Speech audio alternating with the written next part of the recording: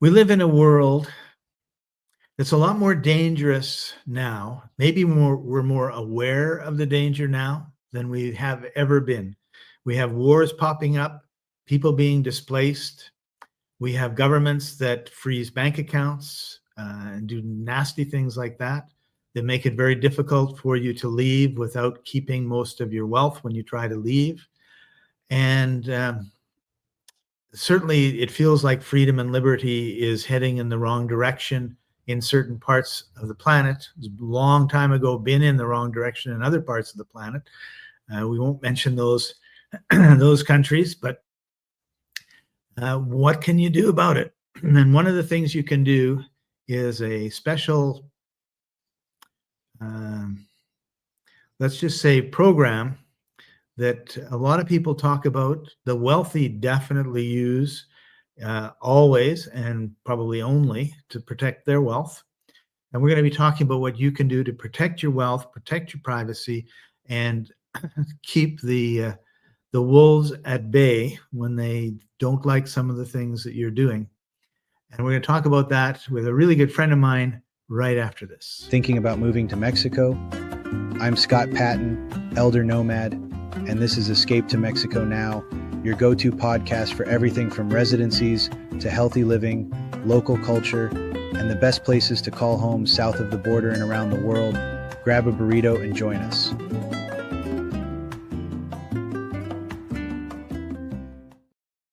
All right. You're making me hungry. I'm like, all of a sudden I want tacos. Welcome, everybody. Welcome, Tim. Good to have you on the show. Thank you. Thank you for joining us. So, my pleasure. For years and years and years, decades, in fact, there have been these rumors of things that you could do. The government was overstepping its bounds, but it was always very difficult to find the answers. And I've gone through a number of different organizations, and boy, oh boy, they've opened my eyes, but they also showed me just how difficult it can be to find people with integrity, that have the moral standards and are not just there to rip you off. And I've seen that happen again and again. Do this, put your money here. Next thing you know, the SEC comes in and closes them down, and away you go. And so a couple of years ago, you and I were talking. We've known each other for quite a while now, and you were talking about this trust that you had found. Yes. And so what I want to do with our audience today is share some information about this specific trust. We're not going to name the trust. If you want to know, we'll give you contact information. You can get a hold of us, and we'll tell you the details, because this is really a private thing. And I think, it's really important that we take steps to protect our assets, to protect our families, to protect our wealth. And one of the things that I've said often the last few years is there's two parts to money. First part is making it. The second part is keeping it. And it seems like when you have money, it's like sharks smelling blood in the water, right? Like all of a sudden, these people who have been ignoring you forever pop up, or you maybe even don't even know them. And it's like, oh, I got this deal for you. I've got this for you. You need to put your money in this, and you need to put your money in that. And all of a sudden you discover that you don't have your money. So when it comes to trusts, I feel like it's like the Ben and Jerry ice cream thing, where like there's 200 different variations of trusts, revocable, irrevocable, and grantor and non-grantor, and it just goes on and on and on. And I had talked to my mom, because in Canada we have probate, and that takes a significant amount of inheritance. They're talking about inheritance taxes in the United States under ex-President Biden, or past President Biden. And I'm sure that they're thinking about that in Canada as well. And it's like, they really don't. And Social Security, I'm not sure if it's the same in the States, but in Canada, our pension plan, they're saying, oh yeah, like you should take less so that senior members of immigrants that came over illegally can have some have some pension. Like, you should be generous and share your meager earnings, right? In the meantime, anyway, we don't want to get into the politics of it, but you've found a trust that does a lot of things. It protects assets. It gives you some privacy. There was Yeah, one other if you want, let me just start with this, because you brought up a lot of great points that so many people start thinking about but never get to finish. But what has evolved in the government in the United States, where I'm from, and Canadian government, is it went from uh, a government with a guideline, to keep the people safe and secure, to more of a business. And it seems like they're in business, and they want to, take the taxes out and run a business and do what they want to do with what they collect, rather than the person having the power to do it. If I want to support my local soup kitchen, I can do that, and I should do that. And I shouldn't rely on the government to start setting up the soup kitchen and all that kind of stuff. It should be left to the people, and power to the people here, and we the people, all that stuff in the United States. But I like to think of it that the government has gotten too big, and I think Canadians feel the same way, that they've gotten too big for their own boots, and they're trying to do too much, and they're just taking from everyone to do the programs that they want to do, when they should be putting it back on the people to Right. take less from the people and let them do what's needed in their own communities, and everything like that. So I just feel like the system where the person can take care of themselves and take care of who they need to in their own community, whether it's just extended family or if they're outreaching to others in their community, I think it should be on the people, and therefore they can make their own money, keep their own money, and take care of their own community. And if everybody did that, we wouldn't need the government and the size of the government that we have now, and everything that they're trying to do. Not that every program they're doing is uh, most of them are worthwhile or have great intentions, but when you start adding layers, things disappear, ideals get in the way, all that kind of stuff. When we just have people working in their own neighborhood, the job gets done. Right. Yeah. So When you're local, you know what you need. When you're 2,000 miles away, yeah, and the solutions, seem to come a little easier, and the benefits and the rewards come faster when you're taking care of your own community, and you figure it out real fast what's the best way to handle something, and you get it done, and then everyone sees that and benefits from it. So yeah, I think that when you use a trust like we have, you're able to separate yourself from the larger machine that the governments have become, and you're able to protect what you have. So then, therefore, you can leave it to your children. You can guide them with what they want to do. You can give it to your community. You're in charge of the bulk of your estate and your income and everything that you've worked for. And that power is really, really, I was going to say empowering, but that wouldn't make sense. It's quite beneficial, and just it's a great too. basic question, right? The question Yeah. is, does the government know best, or do you know best?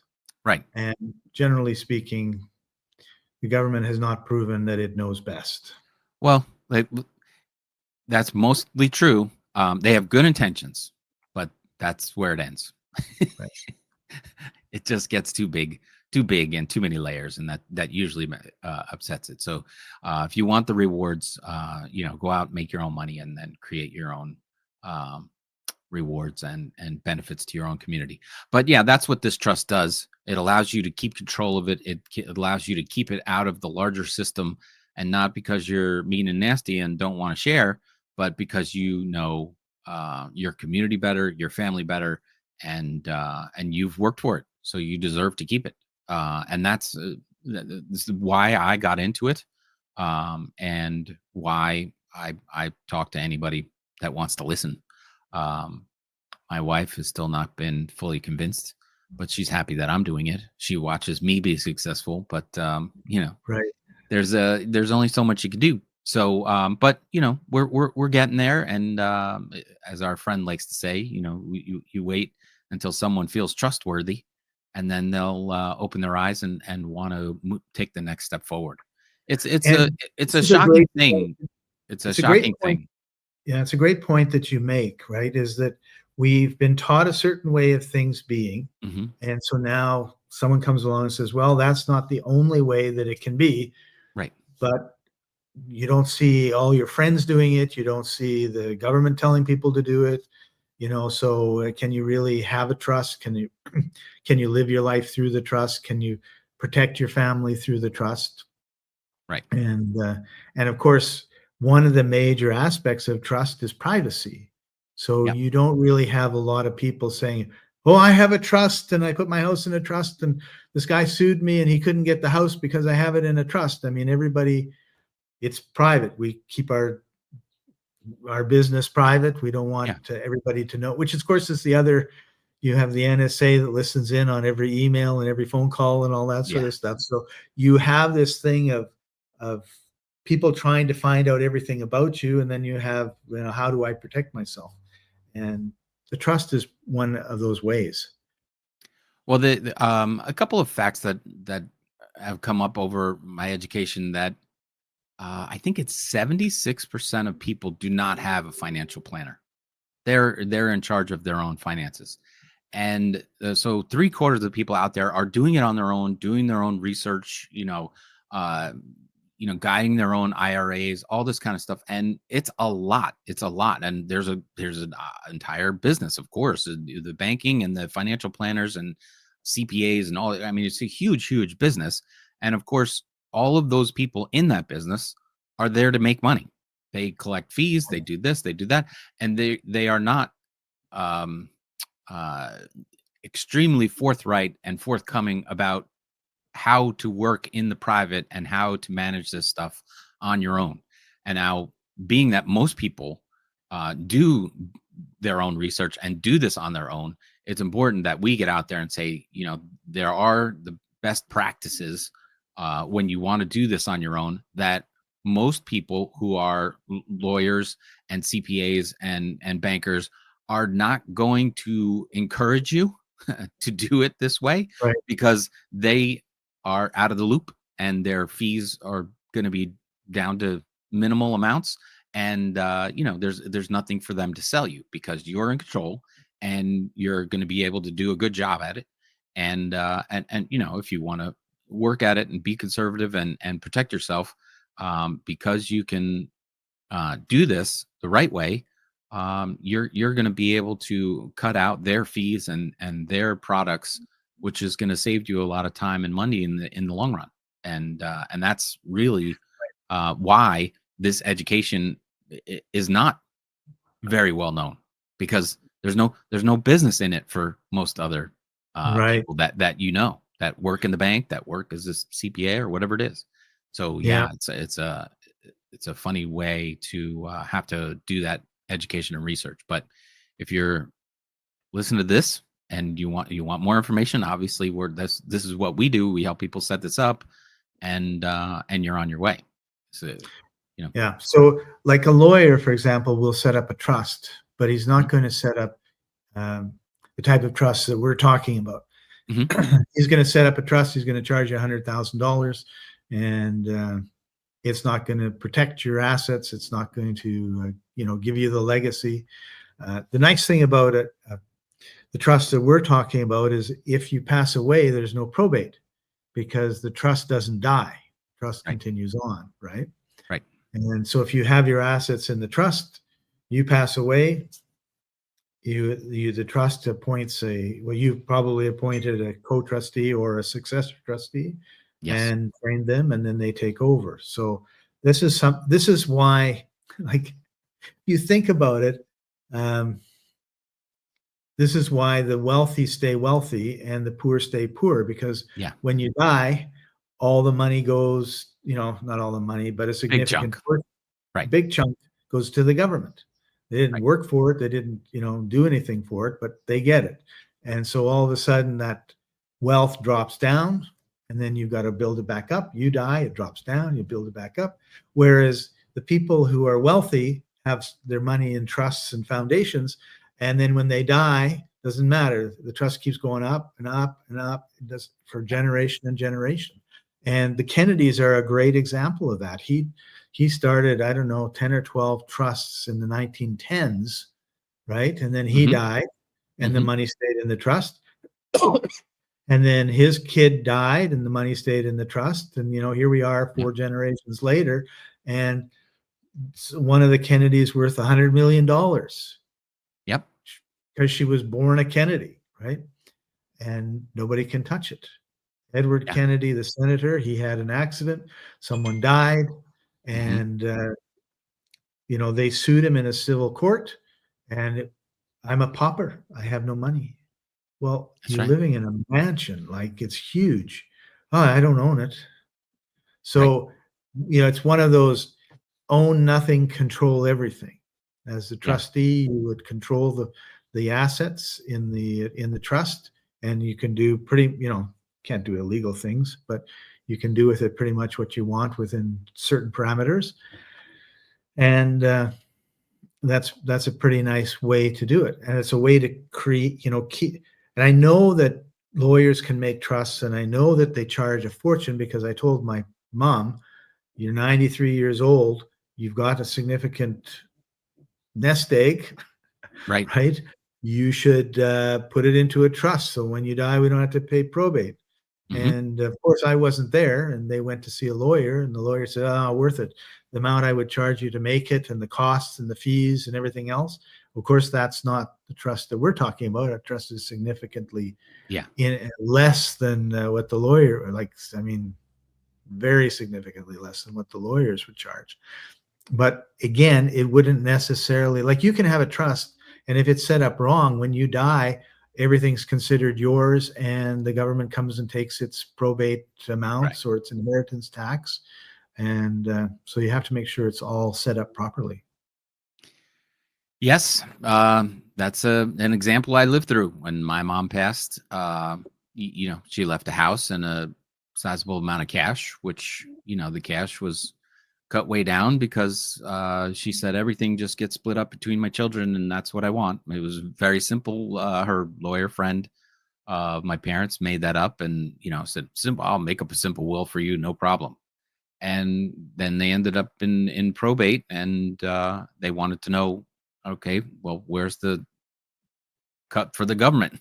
So they came in and they said, okay, if you're going to keep the house, then we're going to take X of this cash, this lump of cash. And then it got split up between the children.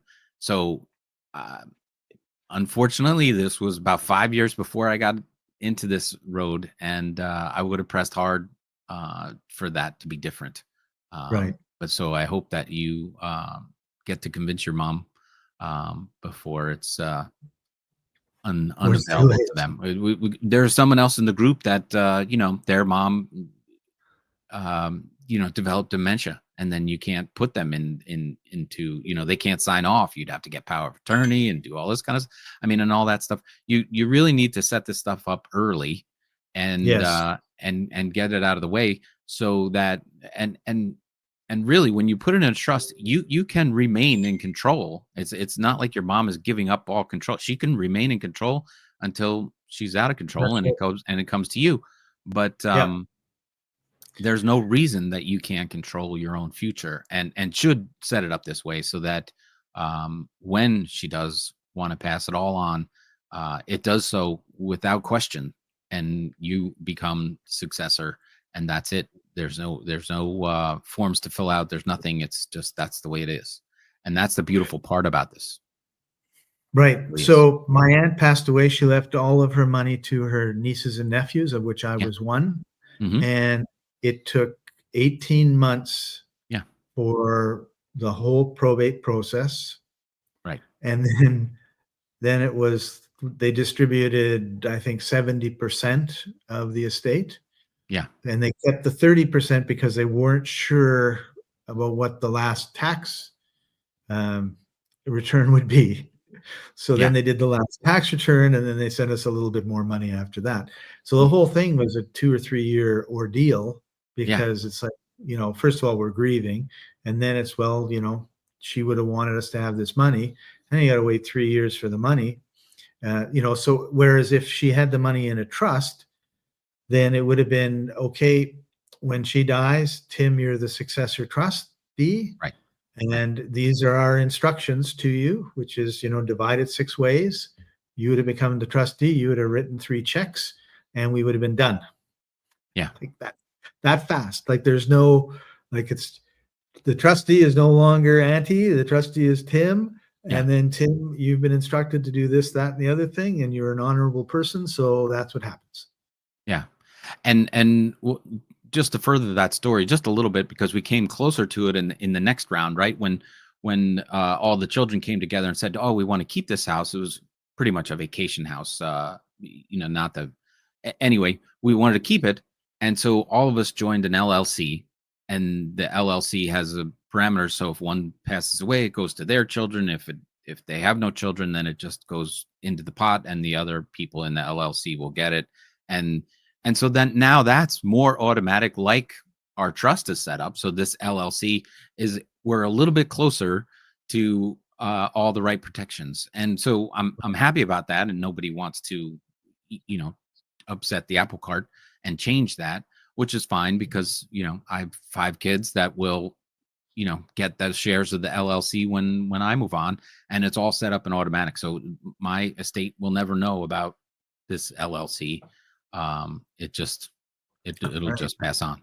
So Right. yeah, I mean the trust, but is even more, gives you more protection than the LLC. So there's varying degrees of how to do this when you learn the right way to do it. So for an example, let's say that one of your nephews is a bad apple, and he does something, and now all of a sudden he owes $1 million. Right. And so they sue him, and they say, oh, you've got some of this house, this LLC. Yeah. Right? Like, okay, so give us our $1 million out of the LLC. Well, it's not worth $1 million. Well, whatever it is. Now we'll assume that everybody else has no money. And now you're forced to sell the house, because he's got to sell his percent to pay everything, right? Right. Whereas if it was in a trust, it wouldn't be his. I think that's the distinction we really want to make, right? He could owe $1 million. He could be a beneficiary of the trust. They'd be able to use the house and everything else, but he would have no ownership of the house or the trust. Correct. But there's no ownership in a trust. So you can't own a trust. Right. So then, so that's when you talk about degrees of security and safety for your family, right? It's good it's in the LLC, because as everybody, every generation comes and goes, you're not going to be paying any probate or inheritance tax on it at this point. However, if a problem comes up that, 3 generations from now, there's a whole bunch of bad apples, then you're not quite as safe as you would be in a trust. Correct. Oh, so how long does the trust last?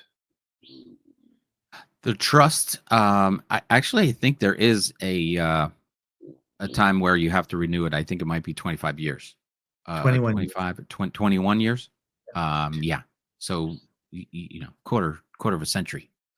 Almost. So what happens is it ends in 21 years. As the trustee, you renew it. Right. And there's no cost to renewing it. It's just a matter of I think a minutes in the trust or something like that. Right. You don't even tell anybody. You don't. Yeah. The trust that we have, it just recorded in the minutes that we are renewing the trust at this time, and will extend its useful life until another 21 years.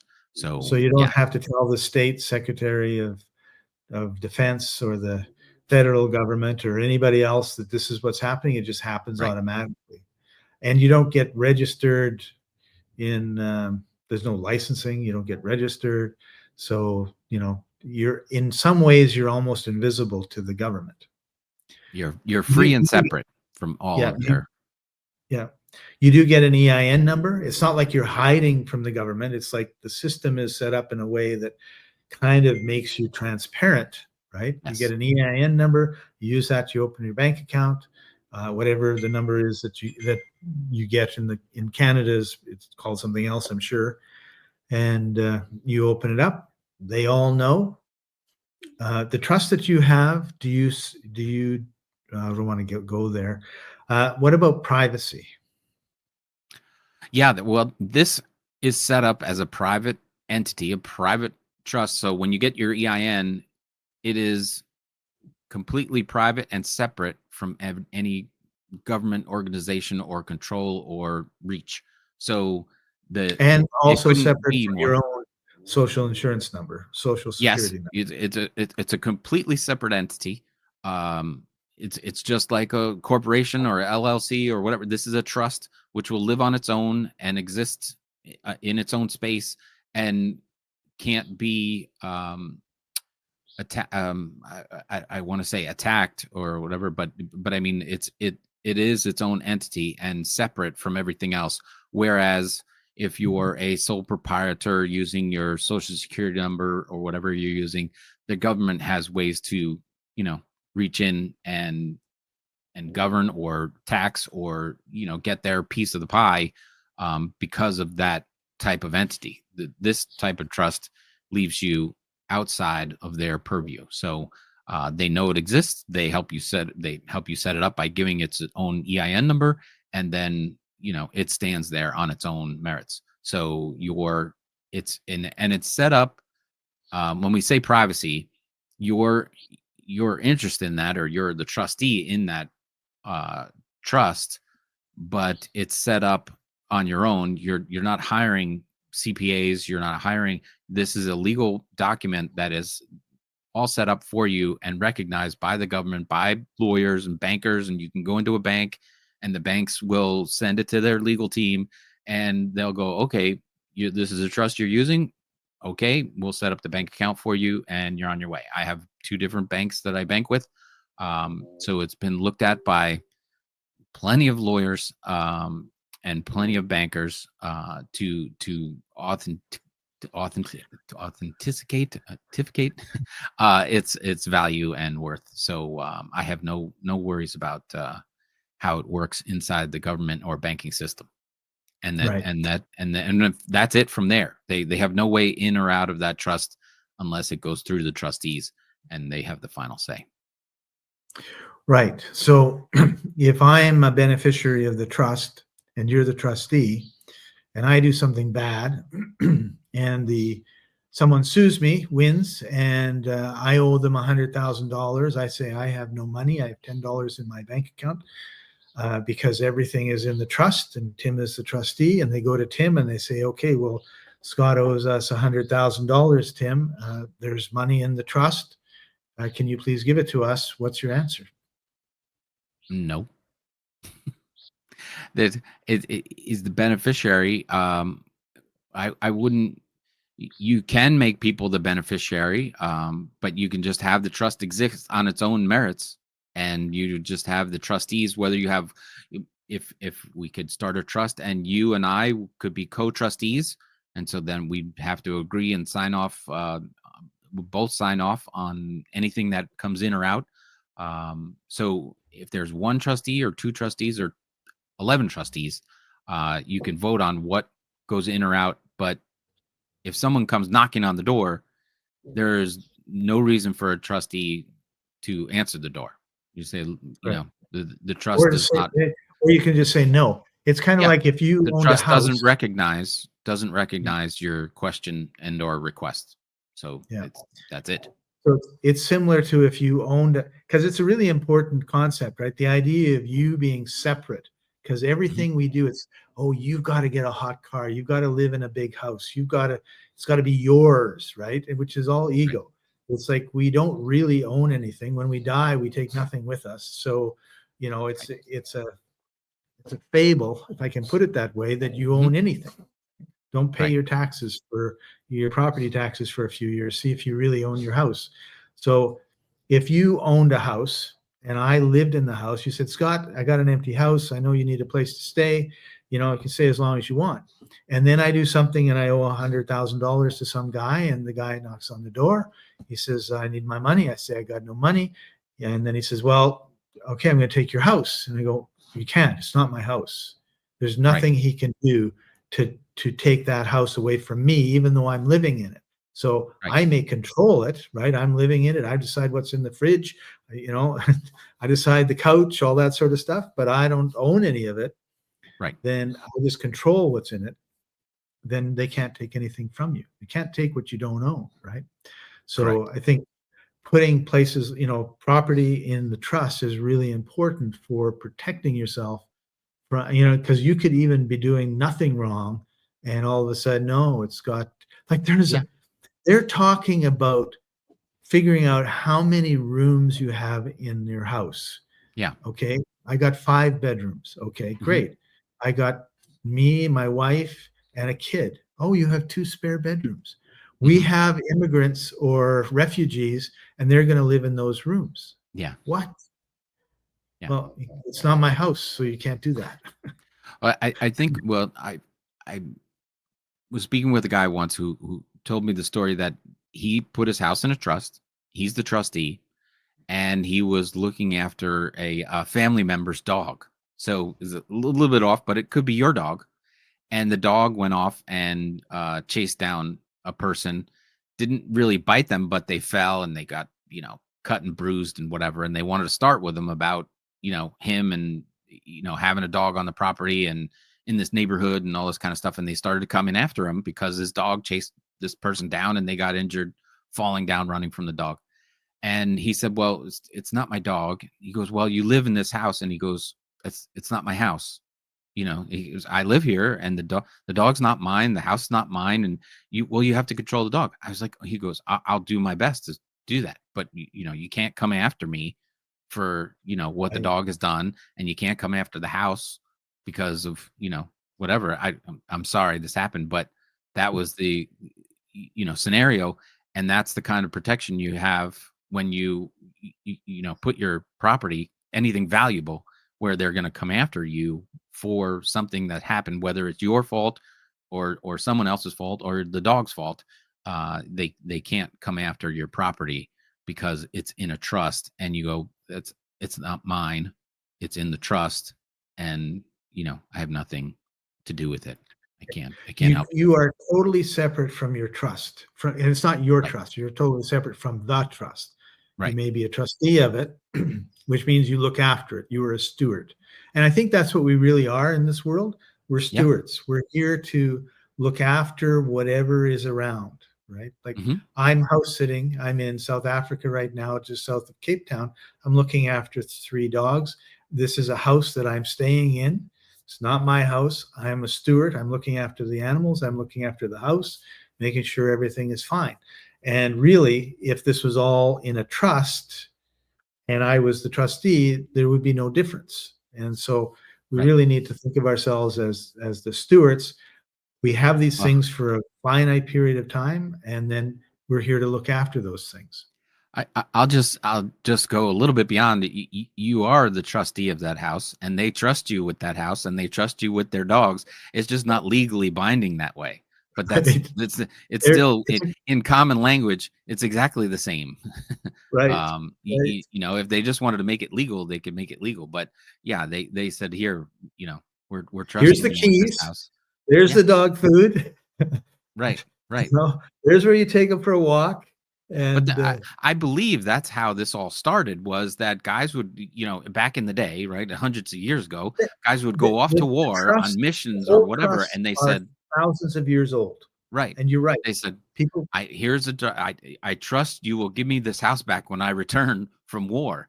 And they said, okay. And so when he walked back and said, thank you, I trusted you with my house, now give it back. And okay, he's the trustee, so give him back his house. And you know, he just went off to war for us. I mean, that's pretty much the story I heard. That's how it all started. Because you know they didn't want to sell everything, go off from war, and leave the gold or whatever, and then that's gone too. Or you know, they had property and they wanted to come back to it. So they And they make them probably all had family, right? trust. They Yeah. had family. So basically we're two farmers and you're too old to go to war and I go off to war, but I have a wife and 3 kids.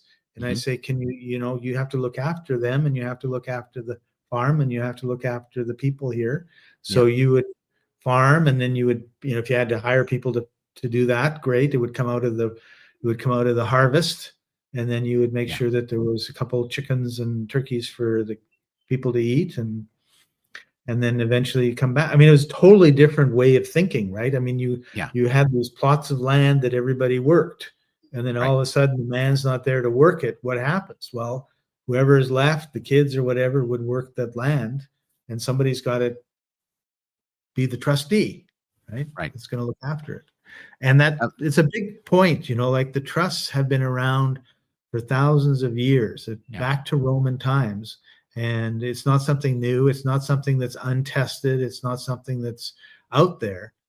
But the wealthy have discovered, wow, we can write certain types of trusts and we're going to protect our wealth. We're going to protect our legacy. And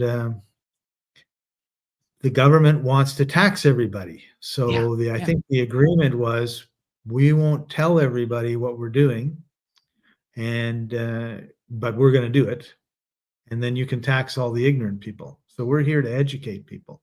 Like Right. Bill Gates was forced I don't know if you remember in the early 2000s, I'd remember it.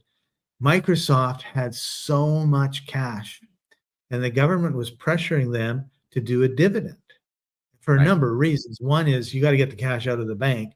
The other is dividends are taxed low rate, but they're still taxed, and we want the money.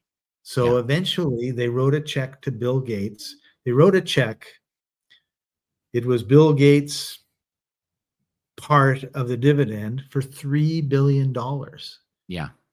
And rumor has it he paid not a penny in tax, Yeah. because I think he probably had his trust when he started.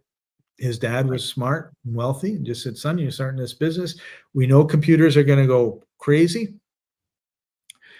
Get your corporate situation set up, get your shares, put them in a trust. You can donate them to a trust. They're worth nothing today. And they will, in 10 years, they'll be worth a lot. And we'll just, mitigate the taxes, or we'll postpone the taxes until the trust dies, or I don't know what their deal was. That's not my business, and Yeah. it's private. Nobody knows. I've tried to find out. So it's something that everybody that has their own business needs to really think about. And actually, that reminds me of something I wanted to bring up when we were talking about LLCs.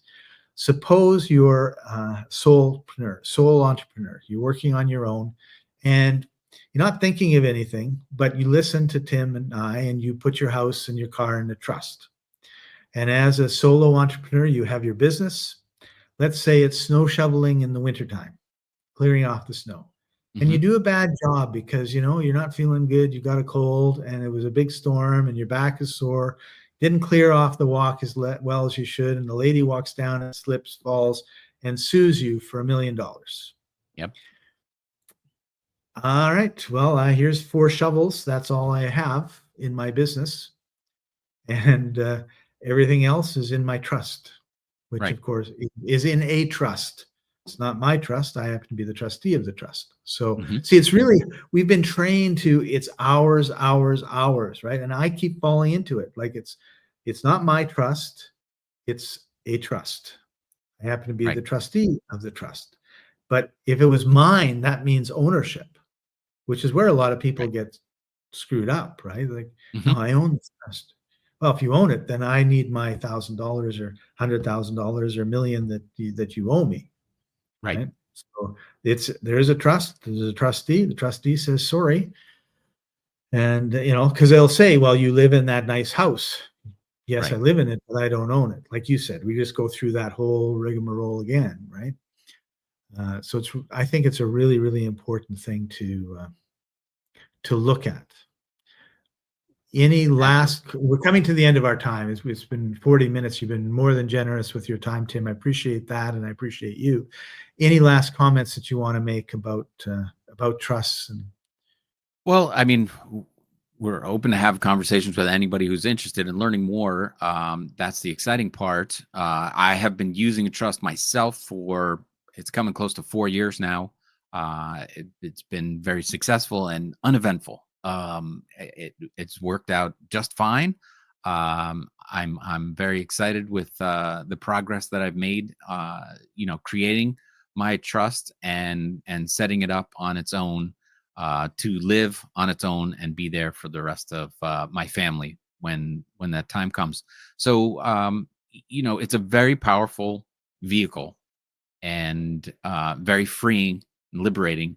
And I'm working on my children. My kids are just starting to get real jobs, and I'm starting to educate them now because even though my first son's got his real job and he's an accountant, he understands the conversation I'm having with them, but has been taught that this is our business and that they don't set up trusts for people. And then the rest are still in school and they understand what I'm doing, but I haven't. They don't have the need for trust yet. But it's definitely a conversation you want to have with your loved ones, your friends and relatives, and you need to get people talking about it because there's more than one way to go through this life. And if you just listen to the government and your corner store accountant, it's going to cost you more than it should. So just it doesn't cost much to listen to these webinars, these videos, and strike up a conversation with us, and you can see the power in what it can do for you. So I'm excited anytime to talk about trust. It is a very powerful what is it called? It's a being. It's a vehicle for freedom. Yeah. So thanks for starting this up. I appreciate it, and I hope to escape to Mexico sometime to see you. And you bring up a really, really good point. I want to emphasize it. There is a system. The system has been set up by the government, and it is supported by lawyers and accountants, wonderful people, but they only know this one system. When you get into trust, it's a system that it's a common law, usually it doesn't have to be common law, but it usually is a common law trust, which is a totally different system based on the Magna Carta from, I think it's 1066 or 1166, and goes even beyond that in terms of antiquity. Like it's something that's been around for a long time. You have to educate yourself on it, which is why we're not giving everything we know in this talk, because really you need to educate yourself. You need to learn it. You need to become more self-reliant, right? You have to be able to say no, and you have to be able to stand up to people that say, well, give me the money that's in your trust. Well, it's not my trust. What? Right. Right. And you can't have a lawyer necessarily defending you on that issue, because the lawyer's going to say, oh, trusts are, these are the only trusts that I know. So they're not going to be able to talk about it. And the accountants don't teach it. So there's a lot to the world. They're all part of the other side of the system where everything right. is connected, and we want all the chain of command to be connected and work together on this side of the wall, or whatever you want to call it. The system is all connected. You go to school, you get a job, you pay your taxes. We'll set up, your IRA. We'll set up this. We'll do this, and it's all connected. And when you set up a trust like this, you remove yourself from that system, and you're standing outside that system saying, I'm alone, free. over here, free. and free. And I'm happy to walk down your street and protected, free and protected. Right. Yeah. Whereas oftentimes now people feel unprotected, and that's because the system is not designed to protect you. It's not designed to protect your wealth. It's not designed to protect your health. Everything they have designed is to look very close to what you have inside this trust, so that people go, I'm okay. I have my house. I got insurance on my house. I'm good. And that's nice, but they make you feel comfortable, because if they want to, take control, they have ways to make it happen. and Yeah. or just make it so difficult for you that you give up and say, all right, I'll start over and go off in this direction then. And that Right. is a topic for another video. Thank you, Tim, for joining us Yeah. today. It's been a pleasure having you on, and thank you everybody for watching. Put any comments that you want in here and below us, either in the description if this is on YouTube or Facebook or wherever, or below us if it's on our webpage, will be a link to a form where you can contact us, and we'll be happy to meet with you and talk to you some more about what's going on. So we'll see you next time. Bye for now. Thank you.